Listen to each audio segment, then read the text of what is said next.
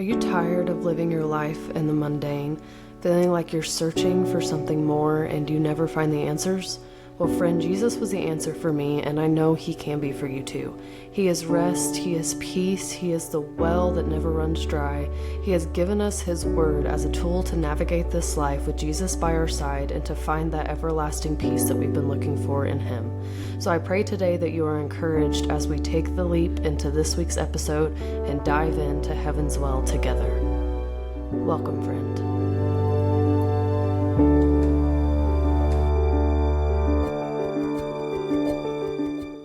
Hello and welcome to another episode of Heaven's Well podcast. This is episode 4, y'all. Oh my goodness. What is happening? It's so insane that I am doing this. I feel like I say that every single week, but I still feel that way. And so I'm going to keep saying it, I guess, until I don't. But I think I'll always feel that way just because I never saw this as my plan. I never saw this as what I would be doing or where He was taking me, but I am so ecstatic about it. He is moving in my life so intensely and so specifically and intricately, and I hope He is for you too.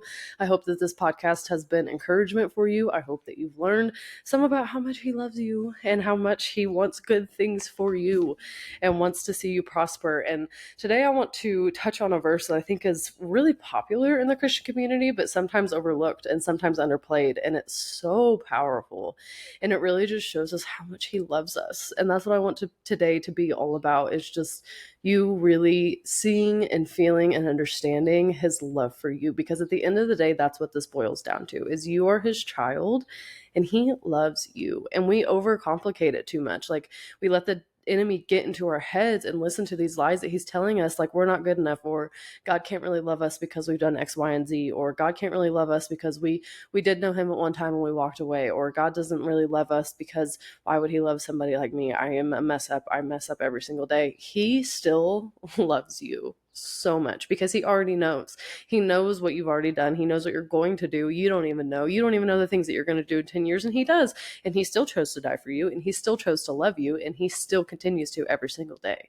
But there's evidence of that all over the scripture, and there's evidence of His love for us and how much He really does love us, and why all of this has happened, why there's an earth, why there's creation, why there was Adam and Eve, why He died on the cross. It was for us. It was so we could be in heaven with Him eternally, because He wants us there. He wants us to be in heaven with Him. He wants us to be in alignment with Him. He wants all of us. He wants our heart. He wants our soul. He just wants to love on us because life with Him is so beautiful, and He wants to show us that. Life with Him is peace. It is joy. It's like the intro of this podcast. It's all of those things.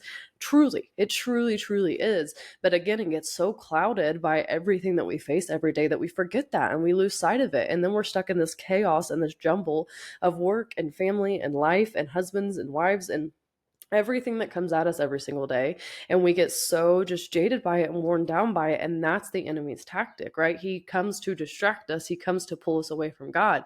So if he can get you irritated with your kids, if he can get you irritated with your job, if he can have you walking in the door at the end of the day all out of nonsense and all out of whack, he's won. He's done his job for the day, because he's kept you from God. He's kept you from the Spirit. He's kept you from seeing all that God had for you today. God is a God of details. He has such an intricate plan every single day for you. He tells us in the Bible, do not worry about tomorrow, for tomorrow will bring enough worry of its own. Focus on today, because today there's miracles in store for you. Today I have miracles in the details for you. But if you're not watching and looking for it and seeking me, you're going to miss it. And how many days have we gone where we didn't see the details of God? How many days have we gone where we didn't see the miracles and the mundane because we were so wrapped up in what the enemy was distracting us with? We were so wrapped up in our kids fighting. We were so wrapped up in the bill that's not paid. We're so wrapped up in the dishes that are in the sink and the laundry that needs to be done. We're so focused on all of these different little things that we cannot see the glory. We can't see the miracles. We can't see what He's doing because we're so distracted. And that's what the enemy does. And so I want you guys to learn, and I hope that you get from this podcast to learn how to recognize those things.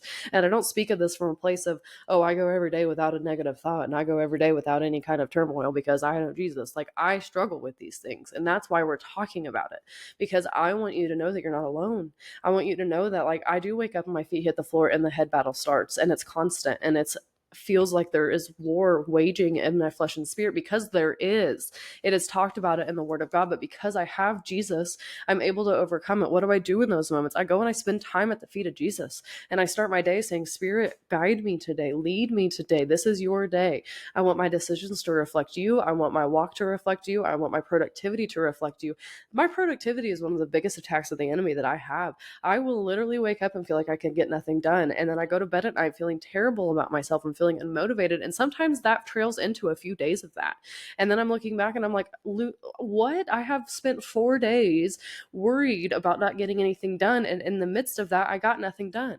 Versus if I would have just gone to the feet of Jesus and said, hey, I'm struggling today. I need your strength. I need you to guide me. I would have gotten something done that day, because he functions on good. He functions on doing the good things in our day and doing miracles in him and showing us, hey, when you come to me, I will give you strength. I will give you what you need to get through today. But don't worry about tomorrow. Don't worry about the electric bill coming up. Don't worry about the mortgage payment that hasn't been paid. Don't worry about any of this. Focus on me. Come to me and I will take care of the rest. I will navigate all of that for you, but you have to come to me first. And why? Because he wants to show us that life with him is life abundant. He wants to show us that we need him. Sometimes he lets us get to that point of frustration and anxiety and hurt, because he wants us to see, hey, I'm here and I can help you, but you have to come to me. You have to recognize that I am all you need. So if you are somebody who's in a season where you're like, I feel like I'm calling on the Lord, I feel like I'm here, I'm just waiting and waiting and waiting and nothing's happening. What's he trying to teach you? What is he trying to show you? What is he asking you to get rid of to put him in place of, right? Like, what is he trying to show you that you can let go of so that he can fill that spot for you? Like we talked about last week, trying to shove a round peg through a square hole. He can fill that void for you, but only he can fill that void for you. And so all the other stuff has to go away. It's a process of purification. And it's not to say, again, that it's going to be overnight. It's not like he comes into your life and he's like, hey, XYZ, ABC, all of these things need to go away. No, he's like, hey, I'm going to continue showing you how much I love you. And I'm going to continue teaching you and showing you that when you do these things, or when you act this way, or when you go towards these things, you fall away from me and you fall away from all that I have for you. It's like being on a train and you're going and you're heading towards Jesus and you're going and you're going, you're going, and all of a sudden a ratchet strap or a chain breaks on and is trying to hold you back. And then another chain latches on and they're pulling you back, and you have all of these chains. I literally had this vision this week as I was spending time with the Lord, okay? Pulling on you, and you have all of these chains and they're all coming from different directions, and this one might be your marriage, and this one might be your finances, and this one might be an addiction, and whatever those things are in your life, and they are pulling at you and trying to keep the train from moving. And we try in our own power to keep the train going. Okay, we can do this. I can hold on to all of these things. I can keep going. I can keep going. I've got it all. I can handle it all. I've got Jesus. I'm going towards Jesus. I'm spending time with Jesus, but I'm going to bring all of this stuff with me. The train can't get to the station. It can't get there because of all the chains holding back. And what he's trying to show you is, hey, I can break them. In a snap of a finger, they're all gone and we are skyrocketing into kingdom. But if you don't allow me to, and if you don't walk in it, then I can't do anything. I can't take you there because they can't come with you. Those chains cannot come with you. They cannot come to where we're going, and they have to be broken off. They have to go away before we're going to get there.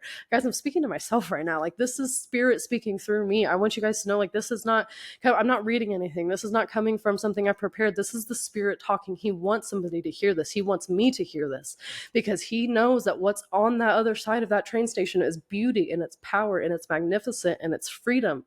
But all of the things that are holding you back, that you feel like you have to hold on to because he's not enough, quote unquote, you have to let those things go, because he has the power to break them, but he can't break what you're holding on to.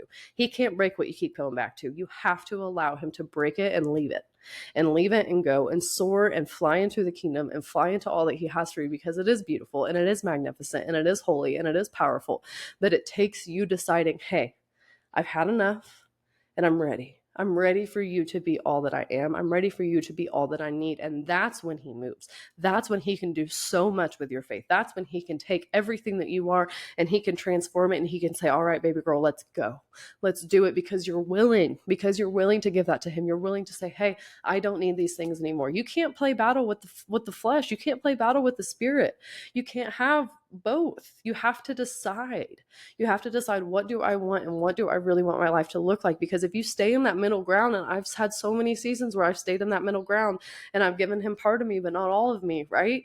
And I fight and I fight and I fight and I fight. And what does that leave me with? I still have Jesus, but I also have a lot of guilt and a lot of shame and a lot of sin and a lot of frustration with myself and a lot of self-doubt and a lot of pity on myself, because I know that I'm not doing the things that he's asked me to do. I know that I'm not letting go of the things that he's asked me to let go of, right? Again, I still struggle with this stuff daily, guys. I still battle these things because I want that full life with him. I want that train station flying into kingdom. I want all of that, yet our flesh pulls.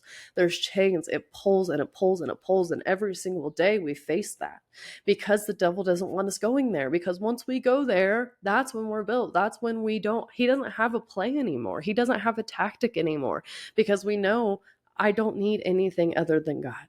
And when God is the only thing and he is the only one at play, there's nothing but good to be had. There's nothing but joy to be had. There's nothing but peace and fulfillment and prosperity and happiness, even on earth, even when things are hard, even when life struggles come our way. It's not to say that your life's going to be perfect, because it's not. It says that in the Bible. We are going to have hardships. Right here, James 1:17, every good and perfect gift above coming down from the Father of heavenly lights, who does not change like shifting shadows. He chose to give us birth through the word of truth, that we might be a kind of first fruits of all he created. He is good. He is perfect. He comes down as heavenly lights. He does not change like shifting shadows. But it also says in verse 2, consider it pure joy, my brothers and sisters, whenever you face trials of many kind, because you know that the testing of your faith produces perseverance. Let perseverance finish its work, so that you may be mature and complete, not lacking anything. If you do not go through the trials, if you do not go through the tribulations, if you do not go through the lessons and the hardships and all of it, you cannot be built. That's when your faith is tested. That's when you are tested. That's when you are built. That's when he shows you how much you need him. And so don't think that, hey, things aren't going to happen. You're going to have seasons. You're going to have things that happen. But it says in James, consider it pure joy, because it is going to build you, because it is going to grow you, because it is going to put you into a new season of your life where he is going to flourish even more. He is going to show you even more miracles. He's going to put so much into you because you're allowing him to, because you're willing to walk through these seasons and through these trials and through these hard things and through these tribulations, knowing that he has good plans, and that even though we're going to struggle on earth, even though we're going to suffer on earth, he has good plans for me and he loves me. And the end goal is heaven, right? The end game is heaven. The worst comes to worst, we die, we go to heaven, right? So there's no negative after that point. Like, we are in alignment with him. We are happy. We are joyful. We have peace, and nothing that comes our way can sway that. Not to say the devil's not going to try, because he is. He's going to try. And he's going to keep bringing in those same tactics and bringing in those lies. But the more you grow and the more trials you go through and the more your faith is built, the easier it is to stand against that. And the easier it is to say, no, I recognize this voice and I know it is not from my dad. I recognize this voice and I know that it is not of God. I recognize this version of me and I realize that this is not who I am anymore, right? You start to not recognize the person you used to be. I'm in that season right now. I look back on seasons of my life and I'm like, I don't know that person. I don't know that person, because that person didn't have Jesus. And this version of me now is still molding. It's still being purified. It's still growing, but I'm going towards him and I'm putting him first, and I'm choosing him even when my flesh says no. I'm choosing him even when my flesh says, stay here, stay here, stay here. You're comfortable here. Don't do it. Don't do it. Don't start that podcast. Don't go do that thing. Don't. I'm saying, no, I know that he has good plans for me. I'm terrified. I'm scared. I have doubt. I have fear, but I know that he has good plans for me. And I know that he's calling me to this. And I know that with him, I can do all things. And I know that he is not going to leave me high and dry. I know that he's not going to leave me down. He's not going to leave me into this new season and then just bye, have fun, figure it out. No, that's not how it works. He loves you and he wants to carry it through, but it's not going to come to fulfillment until you're ready. Until your heart is ready, until your character is ready, until you know without a shadow of a doubt that he is all you need. That's when he can work. And I'm not saying that everybody's life is going to look the same. I'm not saying everybody's journey is going to look the same. And I'm not trying to call out God's plan on your life by no means, but what I'm trying to show you is that he cares. And whatever you're going through, whatever you're dealing with right now, he's going to use it for glory. He's going to use it for good. And he's going to build you in the process and bring a testimony out of this, because he loves you so much, because he cares about you so much. He wants to show you that He wants to show you that, but he says, hey, first you have to see me. First you have to see me. I was talking to a friend a couple weeks ago, and she was saying, I just don't feel like I hear God. I don't feel like I see God. I don't feel like I'm in that place with him. I'm trying. I'm going through my day, but I know God. I don't feel like I see him. And she was talking about all these things she's frustrated with, right? Like life and kids and husband and all of the above. And I didn't say it at first, and I felt in my spirit that I should have at the time. The Lord said, did she look for me though? She was looking at all the chaos. She was looking at all the negative. She was looking at the kids and the husband and the job and all these things that were causing her frustration. But did she look at me? Did she look to me?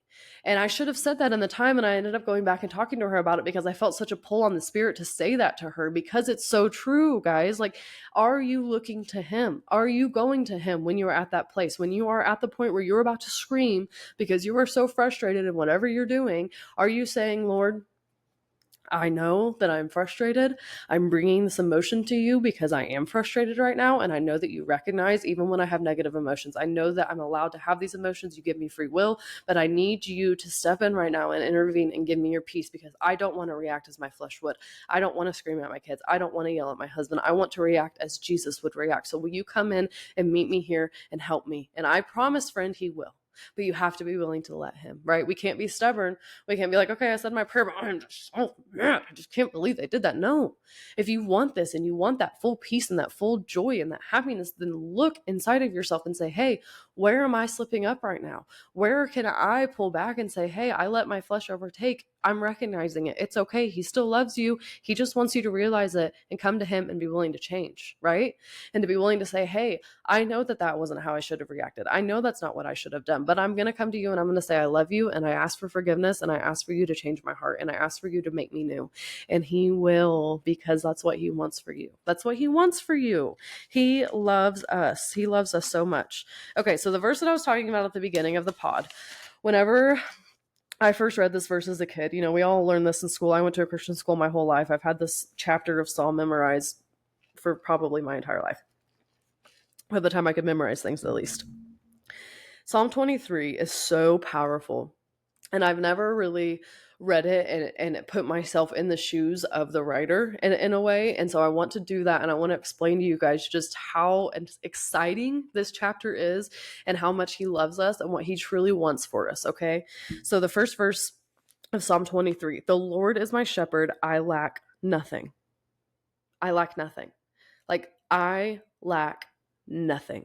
Can you imagine actually saying that with confidence, saying I lack nothing, even if your bills aren't paid, even if you don't have groceries, even if your kids are hurting or they need stuff, like even if you have somebody struggling with sickness, even if you just lost a loved one, the Lord is my shepherd. I lack nothing.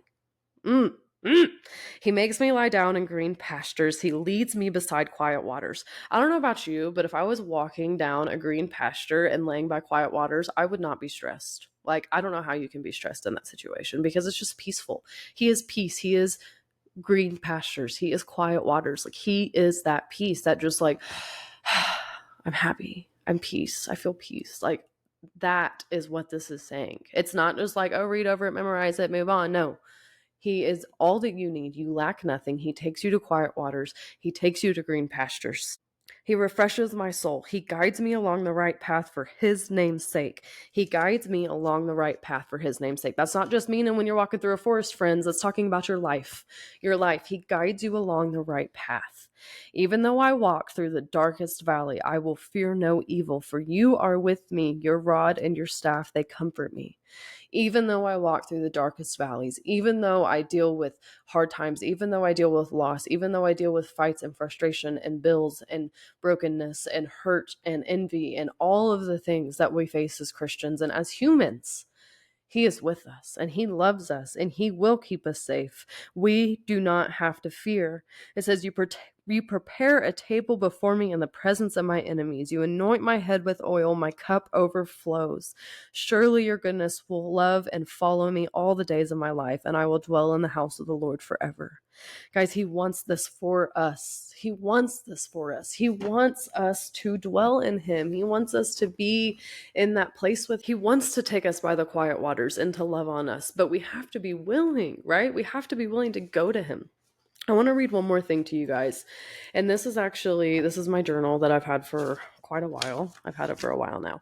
And I write in it almost every morning. There's a lot of mornings that I don't, but most mornings I try to get in here and write in it. And this is back from February of 24. So this was a few months ago. And when I tell you guys in the last 6 months, I have been on some intense transformation. I've been on some intense transformation the last 6 months. And he's been revealing a lot of things to me and a lot of the schemes of the devil and a lot of the tactics of the enemy, because I needed to be aware of that, because there is an attack all the time as far as like me trying to get to this place of starting this podcast and starting my business and, spreading the love of Christ and doing all these things. It was scary for me at first. It still is some days. And so I had to recognize and I had to see what the devil does and how he moves in my life to try and fight against that, and not to try to, because I have Jesus. I don't have to try. He does it for me. But to learn that I need him to fight the enemy. I need him to help me win this war and to win the war, because he is the ultimate victor, because I cannot do it on my own. And I didn't even realize the hold that the enemy had on me for so long. Like I wasn't in recognition of that. I was literally just living my life. And I didn't think that that was anything bad, right? I didn't think that I wasn't a bad person. I wasn't stealing. I wasn't, doing anything bad. I wasn't murdering, but I was living my life lukewarm. And that was the attack of the enemy, distracting me and pulling me away from all that God really, really had for me. And this process of stepping into that has also been very hard, because I faced a lot of adversity doing that, because the devil doesn't want me to do it, right? He doesn't want me sitting here in front of you guys. He doesn't want me talking about Jesus. He doesn't want me sharing my testimony, which I'm going to do in a few weeks. He doesn't want it. He wants us to be in that place of just solitude and thinking that we can do it all on our own, and thinking that we've got this figured out and we don't need no God, and having all of the fun and the frill and everything that the world brings, and then never even recognizing that we need a savior, and then we die and we end up spending eternity in hell. Like, that's awful. He's not. I don't like him. So back in February, I wrote this little insert, and I read it this morning, and it really it almost brought me to tears, because it just shows, even in the last 4 months, how much I've grown and how much he's taught me. And that I was still kind of dealing with the same stuff 4 months ago. And there's been a long process of purification that I've gone through and I'm still going through in this journey that I'm on. And I want to be very transparent with you guys. And I don't want you to ever, ever, ever feel like I'm coming at you from a place of I'm better than you, or I'm, smarter than you, or I'm a better Christian than you, or he loves me more than he loves you, because it's just simply not true. He has a very specific and very just intimate relationship with me, because he's my dad and he loves me and I love him so much, like so much. But he also has that with you. And that's what's so cool about him, is that as much as he loves me and how specific he moves in my life and how intricate he is with me and how he speaks to me and how he loves on me and how he brings me to my knees and I raises my hands above my head and I'm just bawling my eyes out because I love him that much, he loves you that much too. But it's taking me months and years of choosing to put my time and my energy into growing a relationship with him, because he's my dad and because I love him, because I want all that he has for me, and not just because I want to get something out of the relationship, but he gives me so much joy and he gives me so much fulfillment and he gives me so much peace. He created me. Like, guys, he created me. He built who I am, my body, my personal imaging, my face, my hands, my arms, my legs. But not only that, he created my soul. And my spirit longs for him. And he created the intricate parts of my character and my personality and who I am and how I speak and how I carry myself. And it's so cool when you start seeing everything from a spiritual perspective, because it makes him that much more magnificent and gives him that much more glory. I mean, down to the blades of grass on the earth, down to the sky, down to the clouds. Like, he is so detailed. He is so cool. He's so cool. He's so cool. Okay. So I wrote, I am not where I want to be, but I'm so much further than I was. I know this isn't going to happen overnight, and I know there's many lessons to be learned through the process. I love you tremendously, and thank you for who you are and all that you're doing. I feel the warfare. I feel that I'm making him mad, and I love it. He holds no power over me and my family. We worship you, Lord. You are deserving. You are magnificent. You are all we need and all we will ever need. Thank you for this journey. Thank you for transformation. Thank you for loving me enough to not leave me stuck. I love you. Like, I'm trying not to tear up right now. Guys, this is not an overnight thing. It can be, But after that overnight happens and you meet Jesus and you fall in love with him, there's a process. There's a process of ridding yourself. There's a process of saying goodbye to the things that that you used to love, that you used to do all the time, right? There's a process of becoming the woman or man that God has called you to be. But the cool part about it is that he loves you enough, and his grace is overflowing, and his mercy is new every day, and he will walk you through it, and he will carry you through it because of how much he loves you. And it's not because he doesn't want you to have fun. He wants you to have the fullest life. He wants you to have the funnest, if you want to use the word that's not a word, life. He does. That's what he wants for you. But he knows that all that the world offers is not it. It's not going to fulfill you. It's not going to fill your cup. It's not going to bring you joy. It's not going to bring you peace. It may for a time. It may for a very temporary moment, but that moment's going to fade. And then what are you left with? Shame, guilt, anxiety, depression, fear, doubt, all of the above. All of the above. And so what do we do from there? We just go to him. It's quite simple, actually. It is. And that's another big thing that he's teaching me here recently, is it doesn't have to be that I go and do all the works and that I work from 7 a.m. to 9 p.m. every day for him to be proud of me. And I, do all the check boxes and I follow all the rules. It's simple. He wants my heart. He wants me to come to him every day and to let him lead me and let him guide me, and for me to continually do that. And he takes care of the rest. He handles the purification moments. He handles the deliverance. He handles getting you to that version of yourself and the process that's becoming of that. Everybody's timeline is different. Some it might be 2 years. Some it might be 6 months. Some of you might have been in a waiting period where you're waiting on God for 10 years. You don't know, and I don't know. But that's the beauty of it, is that we don't have to fear. Do not worry about tomorrow, for tomorrow brings enough worry of his own. Do not worry about if it's going to happen tomorrow. Do not worry about if the check's going to come in 2 weeks. Do not worry about if it's going to happen in a month. Do not worry about if you're going to get pregnant with that child that you're craving for so bad tomorrow or in 6 months. Do not worry, because he's already taken care of it, and he knows what's best for you, and he knows the desires of your heart. It also says in the word that he will fill the desires of our hearts, but that doesn't mean that he's just going to give you all these blessings and then not expect you to do anything in return. What kind of relationship is that? We talked about that last week. This isn't just a one-sided thing. This is us showing up every day and saying, Lord, I love you. I need you. I want to honor you. And then obeying him and honoring him by obeying him. And when he asks you to do something, doing it. He will speak to you. You will hear his voice. He loves you so much. He is the same God that created the earth. He's the same God that had Adam and Eve in the garden. He's the same God that parted the sea for Moses. He's the same God over and over and over and over again. Guys, he loves you. He loves you. And he wants to do miracles for you. He's not a God of no more miracles just because Jesus died on the cross. He still does miracles. He does miracles in my life every day. Is he turning water into wine? No, but could he? Yeah, he could. He definitely could.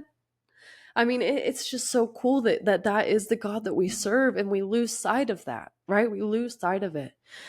All that to be said, I hope you guys were encouraged by today's podcast episode. I hope that you feel how much he loves you. I hope that you feel how much his love overflows to you. I hope that you see how his plans are beautiful for you, and he just wants your heart. He just wants you to just fall in love with him and be with him, and he will take care of the rest. He will take care of the rest. I hope you have an amazing week. I hope you have an amazing Friday. Happy Friday. And don't forget to tune back in next week as we dive deeper into Heaven's Well together. I love you all. Thank you so much for tuning in to this week's episode of Heaven's Well podcast. Make sure to like and subscribe, as it really helps the podcast grow. I hope you were encouraged by today's episode, and don't forget to tune in next week as we dive deeper into Heaven's Well together.